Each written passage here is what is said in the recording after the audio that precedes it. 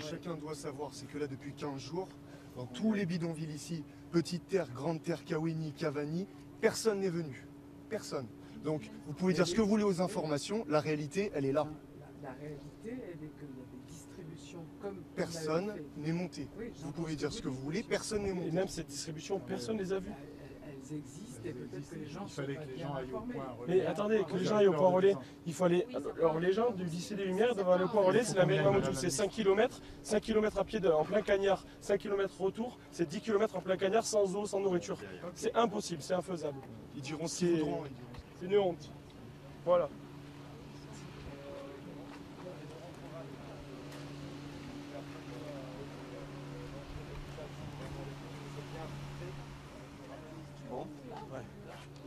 Donc là, je crois que l'extrait est parlant. Hein. Madame Borne n'a aucune réponse à apporter. Je relève encore une fois le problème. Tout le monde parle de l'électricité, de l'accès à l'école. Alors certes, oui, c'est important, mais je le répète une nouvelle fois, il y a des enfants qui vont à l'école de la République qui aujourd'hui, depuis 16 jours, se débrouillent par eux-mêmes. On est une équipe bénévole, c'est-à-dire que l'État ne fait absolument rien, si vous voulez, dans ces quartiers-là, dans ces bidonvilles. Il n'y a pas eu d'accès à l'eau, il n'y a pas eu d'accès à la nourriture, pas d'accès aux soins. Tous les jours, on voit des enfants, des femmes qui peuvent être enceintes avec des plaies béantes qui commencent à s'infecter ou qui le sont déjà à un stade avancé. Et l'État est totalement absent de ces zones-là. Mais pourquoi? Parce que ces zones sont difficiles d'accès? Alors, difficile d'accès, c'est un argument, certes. Moi, je veux bien être un petit peu sportif, je suis enseignant d'EPS. On est tout un tas de bénévoles à intervenir sur ces quartiers-là. On ne va pas me faire croire qu'en 16 jours, les forces de l'État ne sont pas capables d'accéder à ces quartiers. Donc pour moi, c'est une volonté de ne pas secourir cette population-là.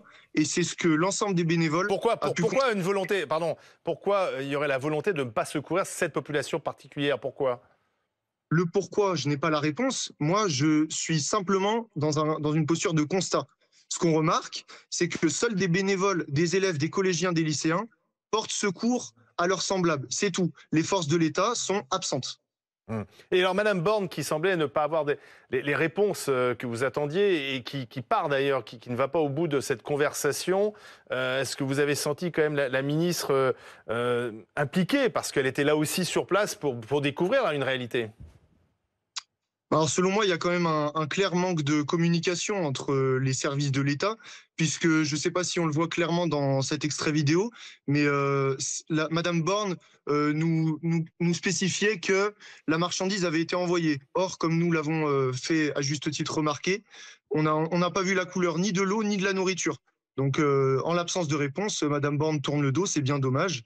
Et voilà, on est encore demain à distribuer de l'alimentaire, des bénévoles, des enfants qui s'occupent, qui font le travail de l'État en fait. Ça n'est qu'un voyage, d'accord, touristique.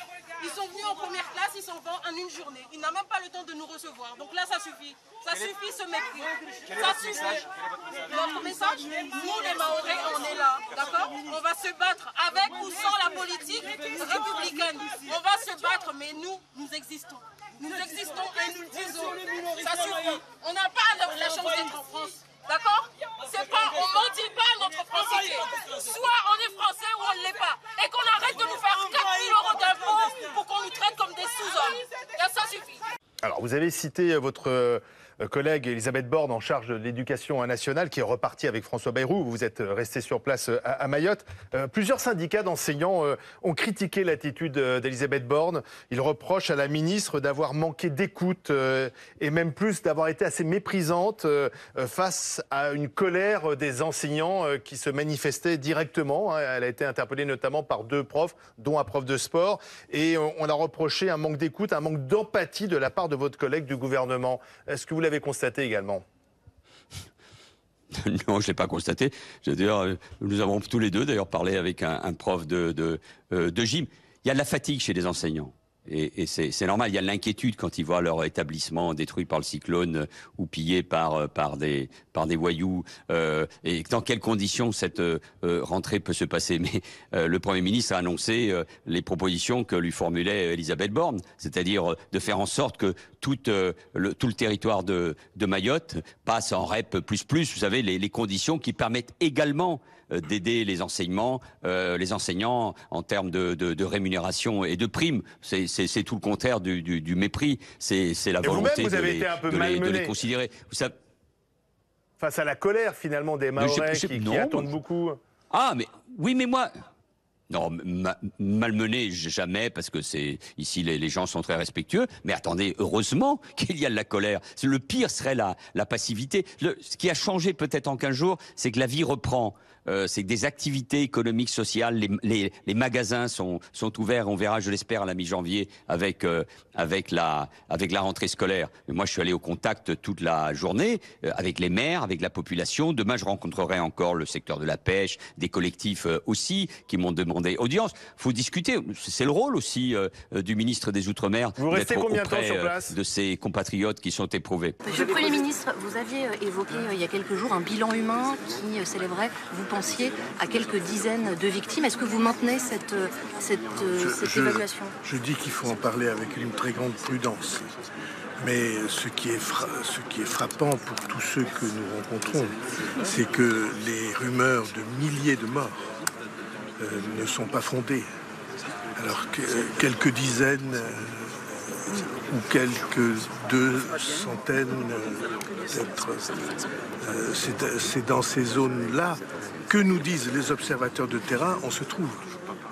Et les observateurs de terrain, ils sont très avisés. Ils sont allés rencontrer les cadis, savoir où il y a eu des cérémonies religieuses improvisées. Mais on peut toujours se tromper.